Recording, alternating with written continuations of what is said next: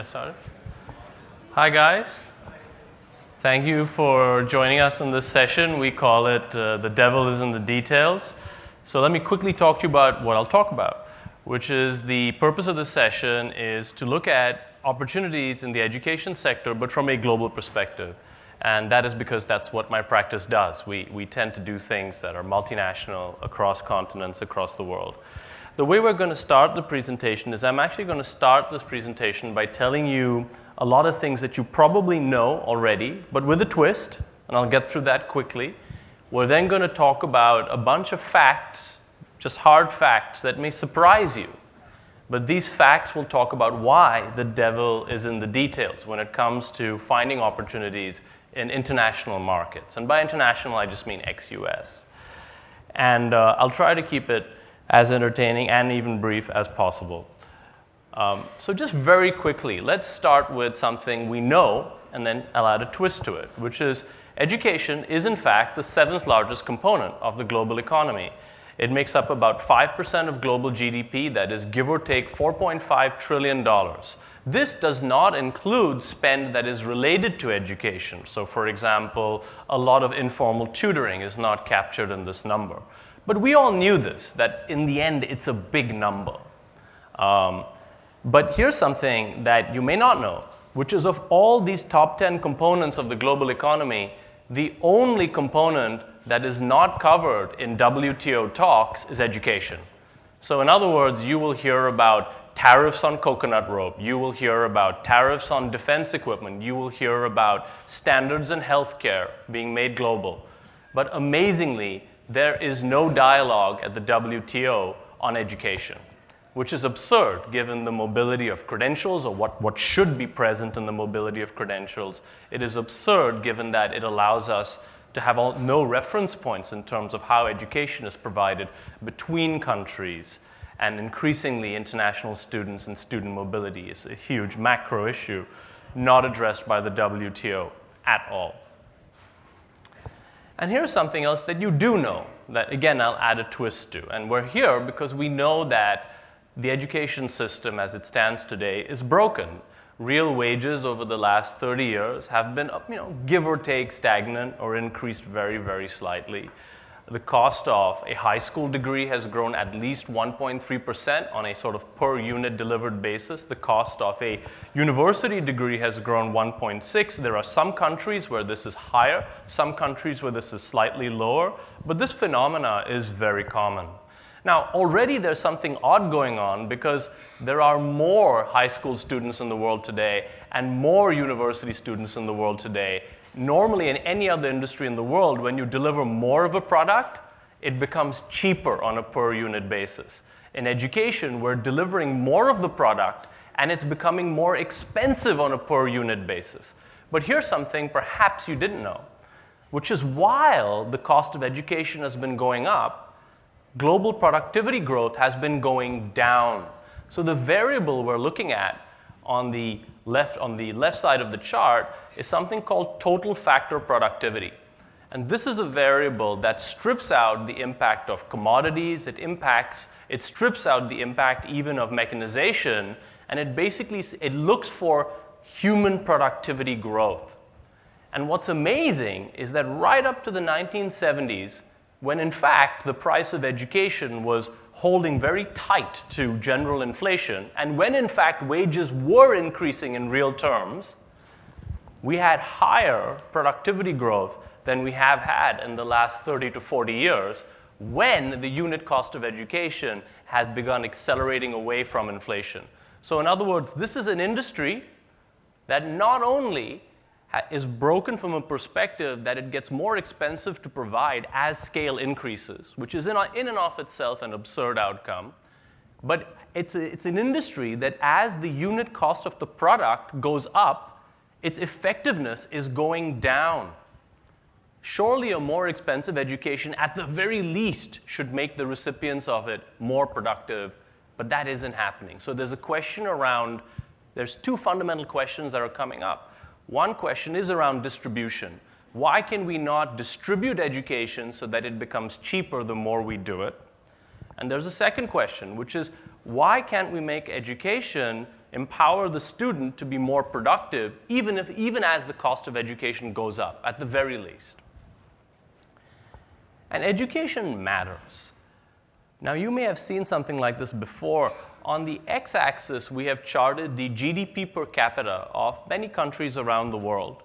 And on the y-axis, we've charted the tertiary enrollment ratio, the percent of 18 to 24-year-olds in a country that are enrolled in any form of tertiary education. Now, this is an amazing chart because even if we add the OPEC countries at the bottom, which are now added in blue, you can explain 69% of the discrepancy in wealth in nations using just one independent variable.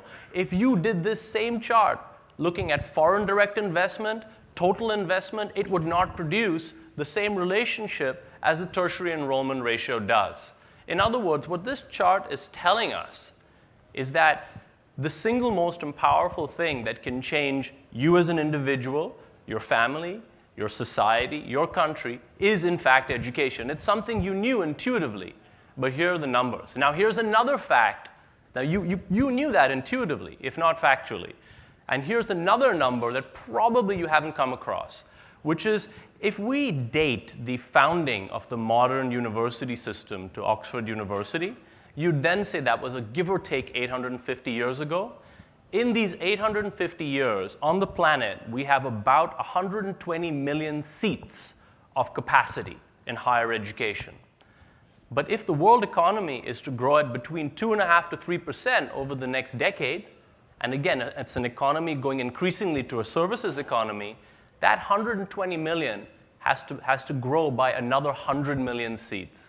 So in other words, the capacity base that it took us 850 years to build as a planet is a capacity base we more or less have to double in the next decade.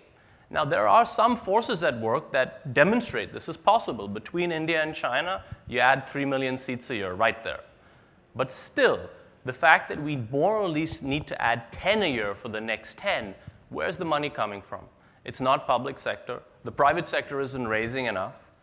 And excluding land, just from a CapEx deployment perspective, just to solve this one particular capacity issue in tertiary education, this is a $1 trillion CapEx layout in the next 10 years. It is one of the largest investments that humanity will make in itself over the next decade. And it is a tremendous opportunity. So when we look at it at this level, the opportunity to participate in a very positive way, productively in global education seems just incredibly obvious. But this is where some of the nuances are going to come into the presentation and into the discussion. And we're going to talk a little bit about distribution and efficacy. In many industries, if you solve for the problem of distribution, getting an MRI machine, into Belgian Congo, you more or less solve the problem.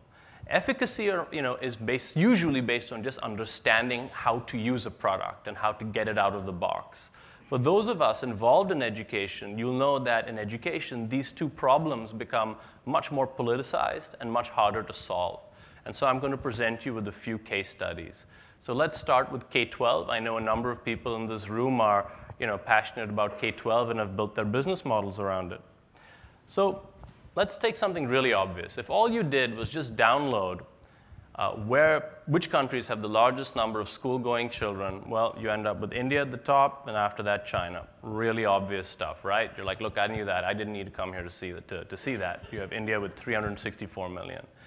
But for my first magic trick today, I'm going to take India and make it disappear. I don't know any of you guys were around from when David Copperfield would do those magic tricks where he'd make the Empire State Building disappear and then the Great Wall of China. I'm going to do the same thing for you. So there are about 300 million kids enrolled in some form of primary and secondary education in India. And when you look at that, you go, shucks, this must be an opportunity, right? It's like magic. Well, there are only 74 million enrolled in the private sector. And the public sector, the reason why it's inaccessible, aside from the politics, is that when you take teacher salaries out, the remaining spend per student per year is under $20. So whatever it is you want to sell, it has to be something that fits into $20 American a year per student. Tough stuff. You can barely get toilet paper into that. And that is a problem, by the way. Now let's look at the private sector, 74 million. You're like, hey, no problem, that's still a pretty big number. It's almost one-third the size of the United States. Well, the fact is that what we've categorized there in the non-English language schools, we're going to exclude those. And the reason for that is many of those schools, not only are they operated on a charitable basis, their cost to student to deliver education each year is about often under 70 to 100 American dollars per year. So again, very difficult to access. So if we then just take schools that teach in English that tend to be a little bit more expensive, we'd say, but we can only access those in the top 100 cities in India. And for those of you who've been to India, if you've got to city number 100, bravo. I have not. You know, I cannot imagine what it is. So you'll understand why we're stopping at 100. We're now left with 13 million enrollments. So the numbers are beginning to dwindle here. And when you have a look at how many are enrolled in schools that charge more than 1,500 American dollars per year, right? Now, in the United States, you will be hard-pressed to find a school district, a public school district, that manages a number even twice or thrice that, right? This is such a slim number here.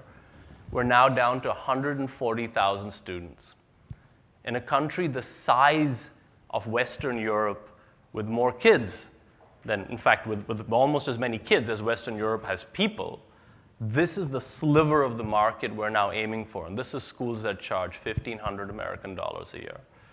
And when you get to schools that charge more than $9,000 a year, we're actually down to 20,000 students, of which around 8,000 are actually embassy kids paying $0. And so you have a relatively small number of Indian nationals enrolled in schools even at a $9,000 plus price point. So that's how I've made India disappear. But now I'm going to do a second magic trick for you. I'm going to make Vietnam bigger than India. So the real question is, why is this happening in India? And I'm going to do that by contrasting Ho Chi Minh City with Mumbai. Now, if you take population, which is in the dashboard over there, Mumbai's population is about 20 million. Ho Chi Minh City's population is about 8 million. If you take the GDP of these cities, you'll see that Mumbai's GDP, I'm sorry, that should have been $1 billion, is about $68 billion, and Ho Chi Minh City is about $30 billion. So it's kind of strange, right? So Ho Chi Minh City is half the number of people. It has half the economy. But if you look at the scale of schools, again, at that $10,000 and above price point, the market in Ho Chi Minh City is 2.5 times the size of that in Bombay. Why is that? And that unlocks one of the ways that you look at school markets all around the world. And the answer for that, one answer could be, is it because Vietnamese parents love their kids more than Indian parents? I hope not. The answer for why this is right under our noses, which is of all the problems India's got, there's one problem it ain't got, and that's English. In Vietnam, a private school can differentiate itself from both the public schools and other private schools by offering high-quality English. The proxy for high-quality English is having a Western or native English speaker, which means you import a Canadian, an American, an Australian, a Brit, a South African, and those people cost money. It raises the cost of delivery, but you can charge more because you're creating more value.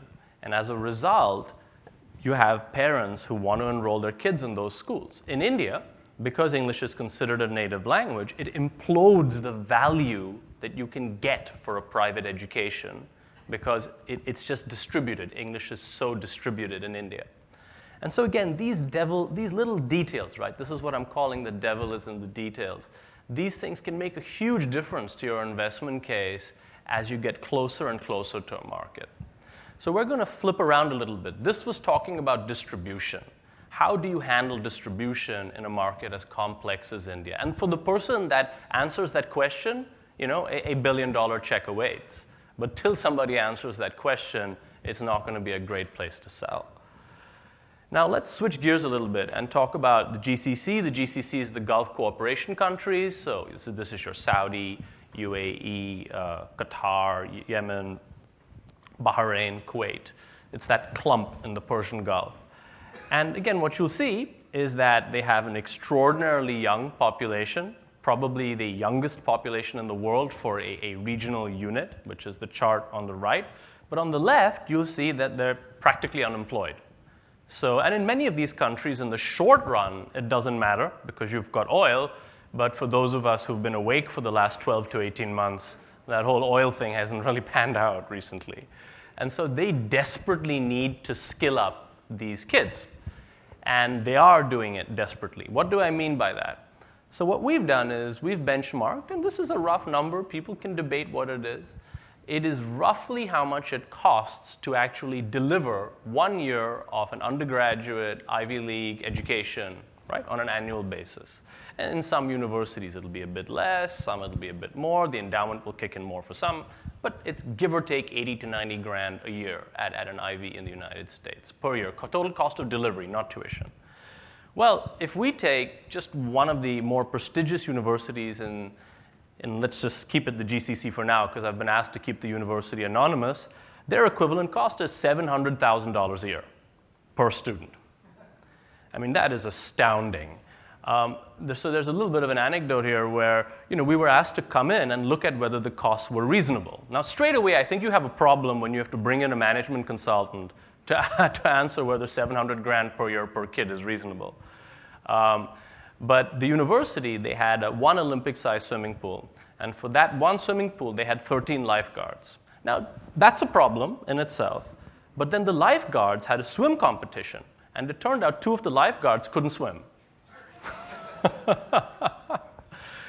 So, this is an efficacy problem where you have a part of the world that is throwing money at the problem, right? It's not a distribution issue. There are not all those many people there. There's a lot of money to pop up a university on every street corner if it's needed, and they are doing so. But they simply cannot get results out of the system. Completion rates are miserable. This is despite the universities being a lot of fun, great sports, free sodas. I mean, whatever you want, they give them out, right? It doesn't work. Free laptops, free tablet, whatever you want. Completion rates are dismal. And quite frankly, outcomes, whether you measure it in terms of research or patents, are not that great. So this is an efficacy issue waiting to be solved. And I'll talk just about one last third example before I leave a few minutes for questions. This is the phenomena of study abroad. Many of you may have businesses that touch upon this. It's sometimes called transnational education. And what you're looking at is the total number of students that are simply going outbound for the United States, UK, and Australia each year. And this is a huge phenomena. But here's an interesting fact behind that, where you'd say, wow, these numbers are so big. When will they stop, or when will it slow down? Well, if you take, again, just two countries in East Asia, China has, give or take, 250 million school-aged kids. Vietnam has about 21 million. But here are the number of kids in those countries that are enrolled in schools that provide high-quality English. Right there, you see a bit of a fracture. When you have 0.0002% of your potential market picking up English in school, you could just imagine the potential of what could happen both in country to solve the problem of efficacy and distribution of high-quality English. And you could say there are any number of tutoring companies in China and Vietnam trying to solve this, but they're not doing a great job. And you could then imagine the untapped potential for the study abroad market, where if more of these students were educated in high-quality English. I'll give you some comparables. In India, 25% of students who can afford to study abroad end up doing so. In China, only 10% of students who can afford to study abroad end up doing so. And that entire delta is effectively driven by English proficiency. An interesting side fact, that same number of percent of students who can afford to study abroad but are choosing to do so, for Brazil, it's 2%. And so these are all markets, but there's a different reason for why Brazil is at 2%. But so each of these markets has its own nuances. It's great to talk about global megatrends. It's great to talk about education as a global crisis and an opportunity. But from our perspective and the work we've done in these markets, the devil is in the details to unlock what are terrific opportunities all said and done. With that, we have 5 minutes for Q&A. I hope you found that useful.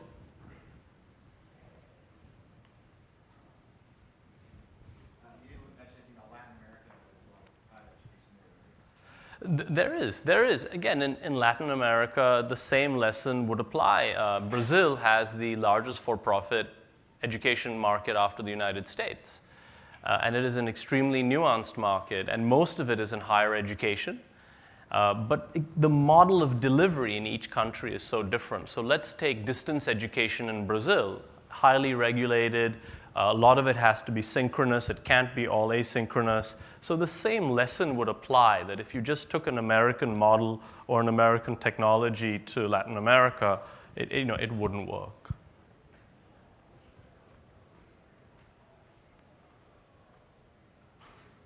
No questions? You guys are all set?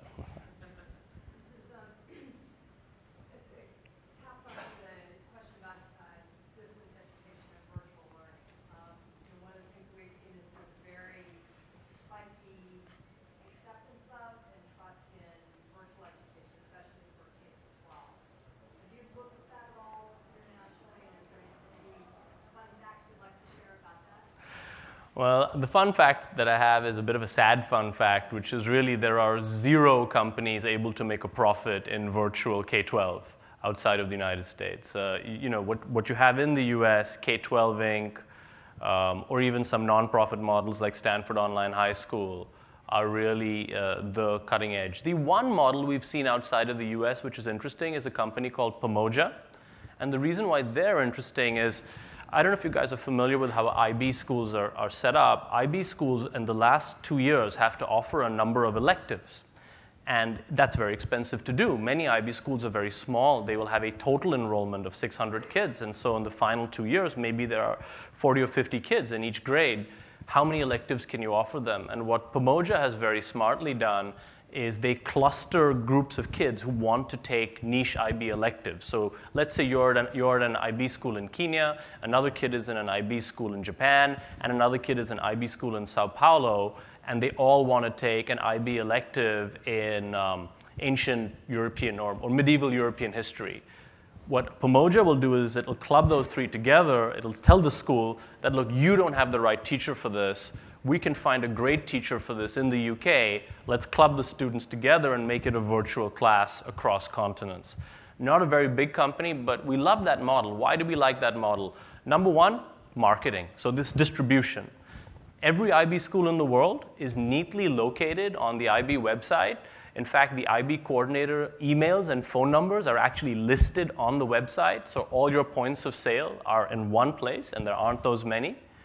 So we love that, and we love just the economics of it in the sense that the school itself knows that this is a course they can never teach, so they may as well get something for offering it. So they're happy to take quite a small cut while Pomoja can keep the vast majority of revenue for providing that course. Again, not a very big business, but we love it precisely because it solves for the distribution issue and the efficacy issue.